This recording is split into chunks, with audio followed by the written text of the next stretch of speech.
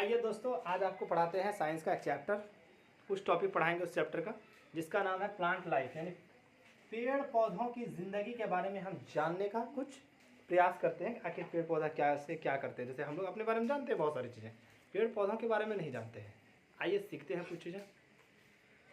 Plants play very important role. मेरे पास एक बुक है साइंस की, मैं इनमें पढ़ूंगा और जो भी इनमें बातें हैं उनको समझाने का प्रयास करूंगा इस मार्कर और बोर्ड की सहायता से। Plants play very important roll on earth.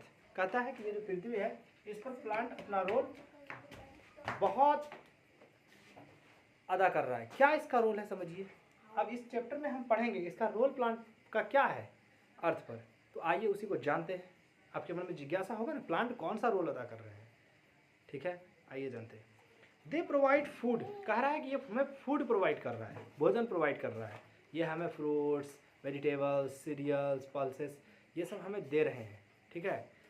And oxygen, और हमें ऑक्सीजन गैस दे रहे हैं to all other living things, सभी लिविंग थिंग्स को। मतलब धरती पर प्लांट को छोड़ करके जितने भी लिविंग थिंग्स हैं उन सभी लिविंग थिंग्स को फूड एंड ऑक्सीजन, क्या चीज़, फूड एंड ऑक्सीजन, ये दोनों चीज़ प्लांट ही प्रोवाइड कर रहे हैं। ओह माय गॉड, प्लांट को सैल्यूट कीजिए सबसे पहले, प्लांट को धन्यवाद बोलिए। प्लांट हमें फूड और ऑक्सीजन प्रोवाइड कर रहे हैं। जितने भी लिविंग थिंग्स हैं इस धरती पर प्लांट को छोड़ के सभी को। अब लिविंग थिंग्स किसको बोलते हैं ये भी तो समझने का बात है ना। आइए समझते हैं लिविंग थिंग्स किसको बोलते हैं।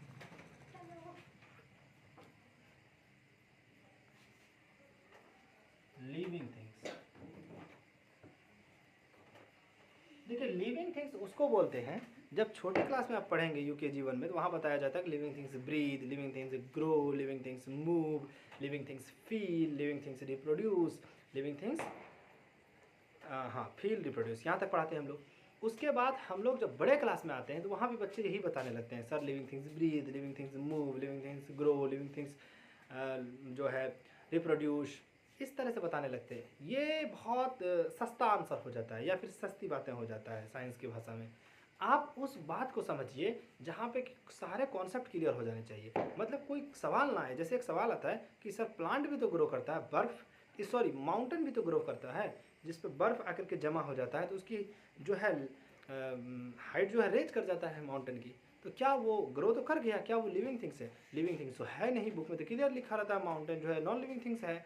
तो फिर कैसे कहेंगे कि ग्रो जो है, ग्रो करना जो है वो ग्रोथ जो है वो बता सकता है कौन लिविंग है कौन नॉन लिविंग है? नहीं बता सकता है ना। तो ऐसा क्या होना चाहिए जो क्लियर कट बताए कि कौन लिविंग है कौन नॉन लिविंग है। तो आइए समझते हैं। लिविंग होने के लिए शर्त है, शर्त क्या है कि इंटरनल मूवमेंट होनी चाहिए। कौन सी मूवमेंट?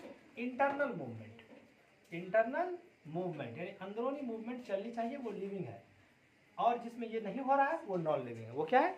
नॉन लिविंग है। जैसे आप खाना खा के सो गए तो ऐसा थोड़ी ना मर गए, आपके अंदर तो बहुत सारे सिस्टम चल रहे हैं ना, ब्लड सर्कुलेशन चल रहे हैं, हार्ट बीट चल रहे हैं। ऐसे ही प्लांट खड़ा है तो उसके अंदर में बहुत सारी चीज़ें चल रही है। तो समझिए बात को, माउंटेन में तो ऐसा कुछ हो नहीं रहा है अंदर अंदर, तो इंटरनल मूवमेंट है। जैसे आदमी मर गया तो उसके इंटरनल मूवमेंट रुक जाते हैं। हम लोग क्या देखते हैं, इंटरनल मूवमेंट रुक तो नहीं गया, इंटरनल मूवमेंट रुक जाने की वजह से उसको हम लोग कहते हैं डेड बॉडी है ये।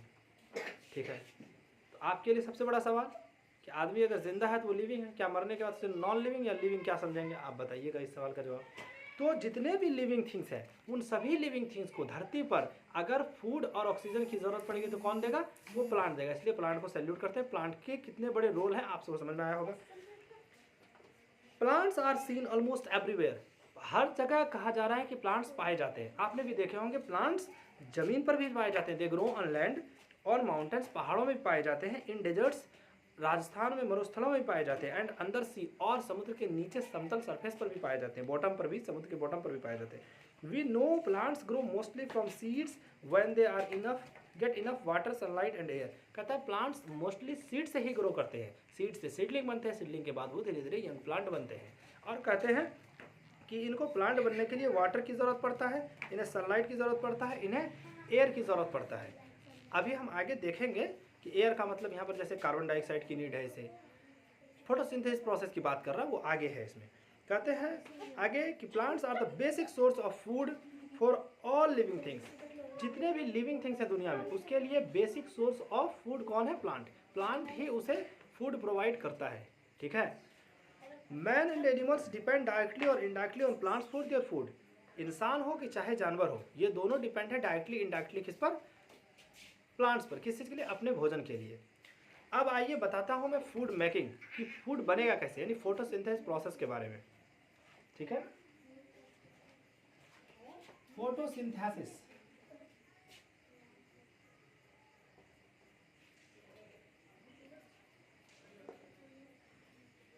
फोटोसिंथेसिस फोटोसिंथेसिस है क्या? तो फोटोसिंथेसिस उस प्रोसेस को कहते हैं जिसमें ग्रीन प्लांट्स, कौन? ग्रीन प्लांट्स, कंडीशन देखिए, ग्रीन प्लांट्स, ग्रीन प्लांट्स। अब प्लांट्स ग्रीन होगा कब? जब इसमें पाया जाएगा एक पिगमेंट जिसका नाम है क्लोरोफिल। जैसे कि हमारे ब्लड इसलिए लाल है क्योंकि हमारे ब्लड में पाए जाते हैं एक पिगमेंट जो रेड कलर का है, जिसको बोलते हैं हीमोग्लोबिन। रेड कलर का होने के कारण हमारा ब्लड रेड है। अब उसी प्रकार से प्लांट में, प्लांट का पार्ट ग्रीन इसलिए है क्योंकि उसमें एक पिगमेंट पाया जाता है ग्रीन कलर का जिसका नाम है क्लोरोफिल। तो ग्रीन प्लांट होना चाहिए, इसका मतलब कि ग्रीन कलर का पिगमेंट यानी क्लोरोफिल होना चाहिए, क्लोरोफिल होना चाहिए। तो सवाल आएगा क्या सर, अगर क्लोरोफिल नहीं है, ग्रीन प्लांट नहीं है तो नहीं होगा? नहीं होगा, सिंपल सी बात है। हायर क्लासेस में 10th में जाएंगे तो वहाँ पता चलेगा कि कुछ जो है एल्गी वगैरह भी करते हैं, तो वो अलग बात है, लेकिन अभी यहाँ पर उतना ही समझिए जितना समझा रहे हैं। कहा जा रहा है कि अब ग्रीन प्लांट होना चाहिए। तो green plants produce their own food, कहता है ग्रीन प्लांट्स अपना भोजन स्वयं बनाते हैं। तो अब यहाँ पर एक क्वेश्चन बनता है, क्या ग्रीन प्लांट को छोड़ के कोई अपना भोजन खुद नहीं बनाते हैं? हम लोगों के यहाँ तो सुबह से शाम तक भोजन बनता है। अब आप कहेंगे हमारी मम्मी तो, हमारी बहन तो, हमारी दीदी तो सुबह से शाम तक किचन में भोजन बना रही है। अरे वो भोजन नहीं बना रही है, बने हुए भोजन को अलग अलग डिश तैयार कर रही है, वो अलग बात है। प्लांट जो एक्चुअली में भोजन बना रहा है उस तरह से भोजन नहीं बना रहा है। इसलिए ग्रीन प्लांट ही इकलौता ऐसा कह सकते हैं आप लिविंग थिंग्स हैं जो अपना भोजन खुद बनाते हैं, ठीक है, इस धरती पर। और 10th क्लास में जाएंगे तो और सीखेंगे, अभी 10th की बुक नहीं है, ये जूनियर लेवल की बुक है, इसलिए वो सब चीज़ें मैं नहीं बता रहा हूँ। Own food with the help of sunlight, किसकी मदद से? सनलाइट की मदद से, क्लोरोफिल की मदद से, वाटर की मदद से, न्यूट्रिएंट्स की मदद से, from soil and carbon dioxide. Sunlight, chlorophyll की मदद से, सनलाइट की मदद से, वाटर की मदद से एंड कार्बन डाइऑक्साइड की मदद से। देखिए इन चारों चीज की मदद से। मान लीजिए प्लांट है, ये इसका जड़ है। अब क्या करता है, जड़ से ये जाइलम वेसल्स होते हुए पानी लेकर के ऊपर जाता है और स्टेम इस पानी को खींच करके लिप्स में पहुंचा देते हैं। अब आप कहेंगे लिप्स में क्यों पहुंचाते हैं? अरे भैया लिप्स जो है ना food factory of the plant है, यानी प्लांट का फूड इसी फैक्ट्री में बनता है जिसका नाम लिप्स है। या फिर ऐसे बोल सकते हैं किचन ऑफ द प्लांट। जैसे हम लोगों के घर में किचन होता है ना खाना बनाने, वैसे प्लांट में किचन है लीफ, ठीक है। तो यहाँ पर वाटर पहुँच गया, कहाँ से? सॉइल से पहुँच गया, मिनरल न्यूट्रिएंट भी पहुँच जाता है। उसके बाद कार्बन डाइऑक्साइड जो लेते हैं, ये कार्बन डाइऑक्साइड हम लोग लेते हैं कहाँ से? कार्बन डाइऑक्साइड लेते हैं हम लोग एटमॉस्फेयर से, सॉरी हम लोग नहीं, प्लांट लेते हैं एटमॉस्फेयर से। उसके बाद सनलाइट आ जाता है, सोलर की रोशनी इसमें आ जाता है, सनलाइट की रोशनी आ जाती है इसमें, और क्लोरोफिल जो है पहले से मौजूद है वो इस सनलाइट को क्या करता है? ट्रैप करता है, और इसमें प्रोसेस चलता है पूरा फोटोसिंथेसिस का, ठीक है। उसके बाद फोटोसिंथेसिस का प्रोसेस होने के बाद इसमें फूड मटेरियल्स बन जाते हैं प्लांट में। ओनली ग्रीन लीव्स, अब कुछ कंडीशन बता रहे हैं कि सिर्फ green leaves which contains chlorophyll, जिसमें क्लोरोफिल है, can make food for the plants, सिर्फ और सिर्फ वही फूड बना सकता है प्लांट के लिए। The leaves are the most important part of the plant. Leaves क्या है? Most important part of the plant है, ठीक है। हर पार्ट इंपॉर्टेंट है लेकिन लीव्स को मोस्ट इंपॉर्टेंट लिखा है यहाँ पर। Leaves carry out of the important work for food making. Photosynthesis का प्रोसेस जो है उसमें जो वर्क है, उसमें जो काम हो रहे हैं उसको लीव्स कैरी कर रहा है, ऐसा कहा जा रहा है। The roots take in water and minerals, roots क्या करते हैं? रूट्स भी काम करते हैं, स्टेम भी काम करते हैं, सबका सहयोग है। रूट्स क्या करते हैं? वाटर को खींच करके ले जाते हैं सॉइल से स्टेम तक, स्टेम क्या करते हैं? उसे खींच करके पहुंचाते हैं लिप्स तक, और लिप्स में वाटर पहुंचने के बाद कार्बन डाइऑक्साइड एटमॉस्फेयर से ले लेते हैं, सनलाइट की रोशनी आ गई, क्लोरोफिल से ट्रैप किया और पूरा प्रोसेस करके फूड मटेरियल्स को तैयार कर देते हैं, ठीक है। उम्मीद करता हूँ आपको समझ में आ रहे होंगे। लाइक कीजिए, कमेंट कीजिए, अच्छे चीज़ों को प्रमोट कीजिए। From the soil the stem carries these materials upward to the leaves. अब रूट जिस चीज़ को स्टेम तक पहुंचाता है, स्टेम उसे कैरी करके लीव्स तक पहुंचाता है, यही तो प्रोसेस है। फिर कहा it also exposes to leaves to sun and air. और प्लांट का जो लीव्स है ना ये एक्सपोज होना चाहिए सन में, एयर में। क्यों? अगर सन के ये अगर बंद रूम में लगा देंगे तो वहाँ इसकी सन को लाइट मिलेगा ही नहीं। जब सन की लाइट नहीं मिलेगा, CO2 नहीं मिलेगा एटमॉस्फेयर से, कैसे ये क्या कर पाएगा? इसलिए बहुत सारी जगह ये भी सुनते होंगे आप अपने गांव में कि बांस के छाव में जो है ना इस बार मक्का का खेती नहीं हुआ। कैसे होगा भैया? सनलाइट सही से पहुंचा ही नहीं वहाँ पर, ठीक है। The leaves get water from the soil. Leaves कहाँ से वाटर लेते हैं? सॉइल से, मिट्टी से, जड़ों से जाता है उसके पास। कार्बन डाइऑक्साइड कौन ले जाता है? जाइलम वेसल्स, वो बड़े क्लास में पढ़ेंगे। Carbon dioxide from the atmosphere. Atmosphere से, and the sunlight from the sun, और सनलाइट सन से लेता है, क्लोरोफिल तो ग्रीन प्लांट से पहले से मौजूद है। अगर वो प्लांट ग्रीन होगा तभी ये सब काम कर रहा होगा, सोच रहा होगा, तो हो तो गया सनलाइट जो है वो फोटोसिंथेसिस प्रोसेस हो गया। तो इसी वीडियो में आपको हैप्पी दिवाली भी बोल दूँ, क्योंकि फटाके बज रहे हैं उधर, तो आप सभी को हैप्पी दिवाली।